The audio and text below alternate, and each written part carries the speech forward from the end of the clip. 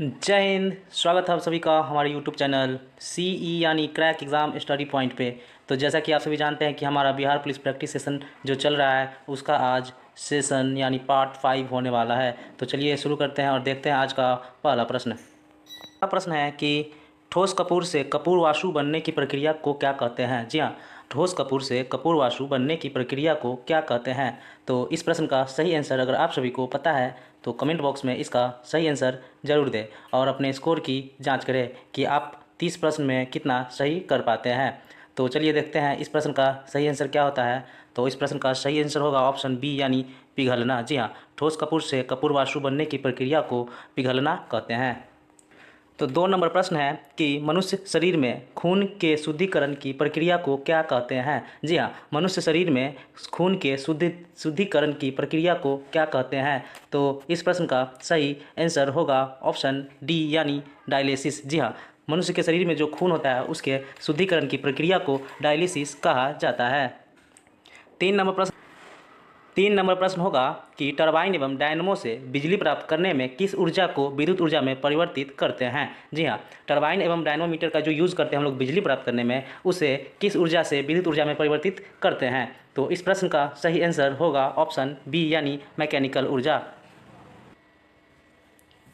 4 number प्रश्न देखते हैं कि निम्न धातुओं में से कौन सामान्य ताप पर द्रव्य है। जी हाँ, निम्न धातुओं में से कौन ऐसा धातु है जो सामान्य ताप पर द्रव्य है। तो इस प्रश्न का सही आंसर होगा ऑप्शन ए यानी पारा। जी हाँ, पारा ही एक ऐसा धातु है जो सामान्य ताप यानी कमरे के ताप पे द्रव अवस्था में पाया जाता है। 5 नंबर प्रश्न होगा कि निम्न में सबसे सख्त कौन है। जी हाँ साथियों, कि ये कहता है प्रश्न कि निम्न में सबसे सख्त कौन है। तो इस प्रश्न का सही आंसर होगा ऑप्शन ए यानी हीरा। जी हाँ, यानी हीरा जो है इसमें से सबसे कठोर है यानी सख्त है।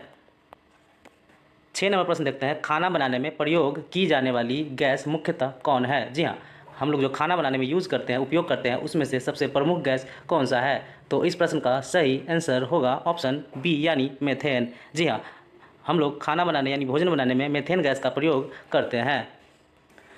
7 नंबर प्रश्न होगा आज का हमारा कि निम्न में से किसे शुष्क बर्फ कहते हैं। जी हाँ, निम्न में से किसे शुष्क बर्फ कहते हैं। तो इस प्रश्न का सही आंसर होगा ऑप्शन सी यानी ठोस कार्बन डाइऑक्साइड। जी हाँ, ठोस कार्बन डाइऑक्साइड जो है उसे हम लोग शुष्क बर्फ भी कहते हैं। तो साथियों, अगर ये वीडियो आप सभी को अच्छा लग रहा हो तो वीडियो को जरूर से जरूर लाइक करें और चैनल को भी सब्सक्राइब कर दें ताकि हमारा ये बिहार पुलिस का प्रैक्टिस सेशन आप सभी तक जल्द से जल्द पहुँचे और आप सभी को ज़्यादा से ज़्यादा लाभ मिल सके। तो देखते हैं नेक्स्ट प्रश्न।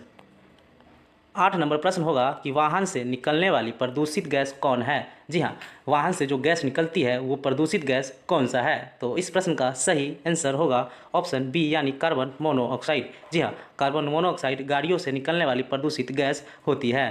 की जाए 9 नंबर प्रश्न की, तो 9 नंबर प्रश्न है कौन सा पदार्थ खाने की वस्तुओं के परीक्षण में प्रयोग होता है। जी हाँ, कौन सा पदार्थ जो है वो खाने की वस्तुओं में जो परीक्षण होता है, खाने की वस्तुओं का जो परीक्षण होता है उसमें प्रयोग होता है। तो इस प्रश्न का सही आंसर अगर आप सभी को पता है तो कमेंट बॉक्स में इसका सही आंसर जरूर दें। तो इस प्रश्न का सही आंसर हो जाएगा ऑप्शन डी यानी सोडियम बेंजोएट। जी हाँ साथियों, सोडियम बेंजोएट का प्रयोग ही हम लोग खाने वाली जो वस्तुएं होती है उसके परीक्षण में करते हैं। 10 नंबर प्रश्न होगा आज का कि भारत में सबसे पहले रेल मार्ग तैयार कब हुआ था। जी हाँ, भारत में सबसे पहले रेल मार्ग तैयार कब हुआ था। तो इस प्रश्न का सही आंसर होगा ऑप्शन सी यानी 1853 ईस्वी में। जी हाँ साथियों, भारत में सबसे पहले रेल मार्ग 1853 में मुंबई से ठाणे के बीच चलाई गई थी।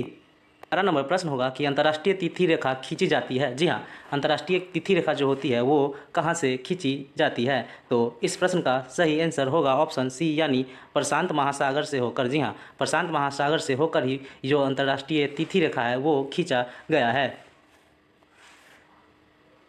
12 नंबर प्रश्न होगा कि इनमें कौन नदी अमरकंटक से निकलती है। जी हाँ साथियों, इसमें कौन सी नदी है जो अमरकंटक से निकलती है। तो इस प्रश्न का सही आंसर होगा ऑप्शन डी यानी उपयुक्त में सभी। जी हाँ, अमरकंटक से सोन नदी भी निकलती है, महानदी भी निकलती है और नर्मदा नदी भी निकलती है।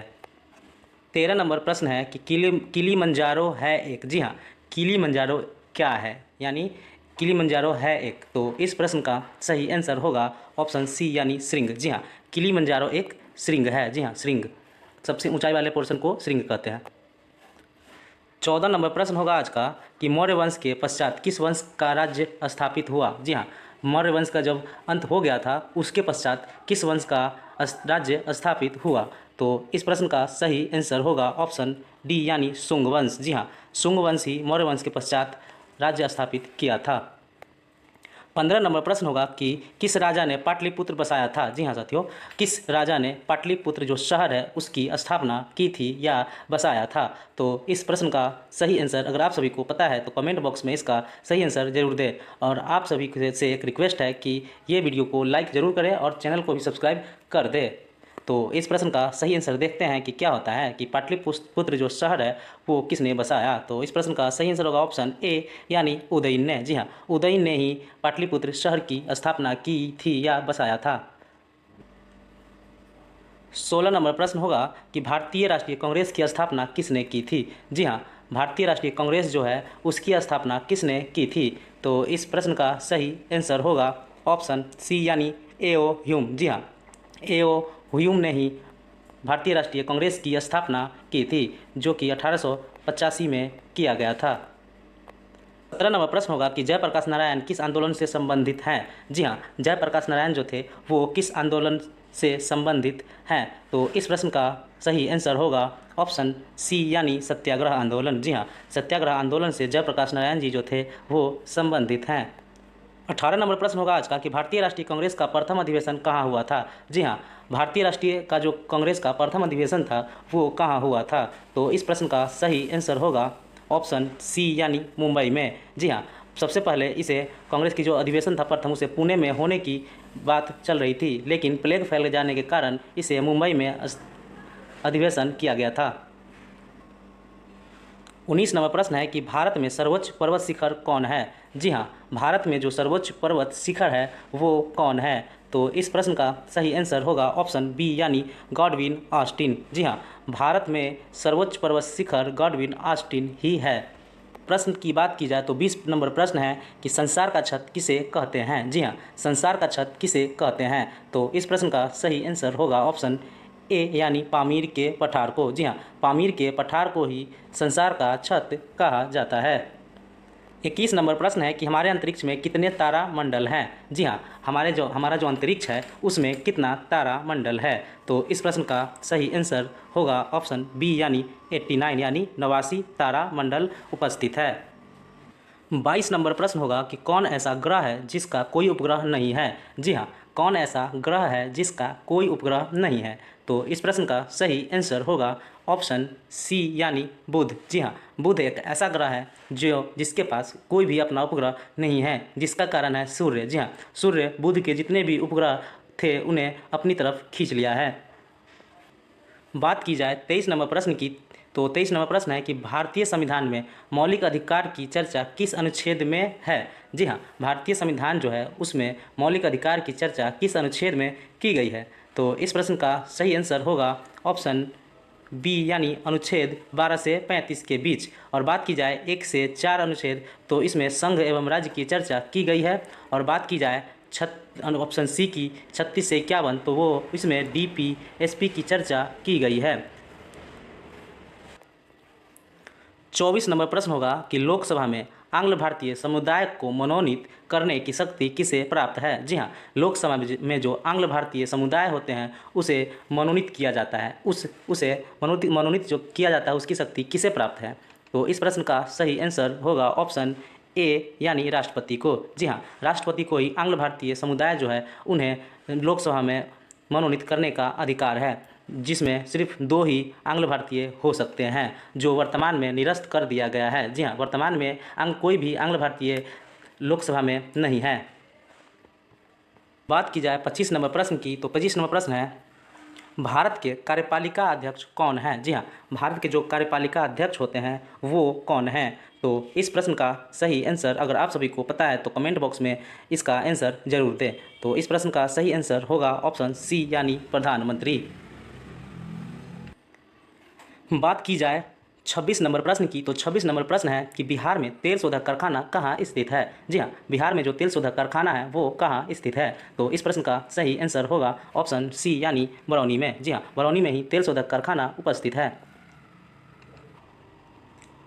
नेक्स्ट प्रश्न यानी 27 नंबर प्रश्न देखते हैं कि हाल ही में 500 अंतर्राष्ट्रीय क्रिकेट खेलने वाला 10वां खिलाड़ी कौन बना है। जी हाँ, 500वां अंतर्राष्ट्रीय क्रिकेट खेलने वाला 10वां खिलाड़ी कौन बना है। तो इस प्रश्न का सही आंसर होगा ऑप्शन डी यानी विराट कोहली। जी हाँ, विराट कोहली ही वर्तमान में 500वां इंटरनेशनल मैच खेलने वाले खिलाड़ी बने हैं, जो दुनिया में सिर्फ 10 ही हैं।